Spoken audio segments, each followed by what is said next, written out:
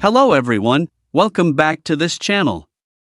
In this video, I will show you the easy and clear steps on how to hide email and profile in Microsoft Teams on Android.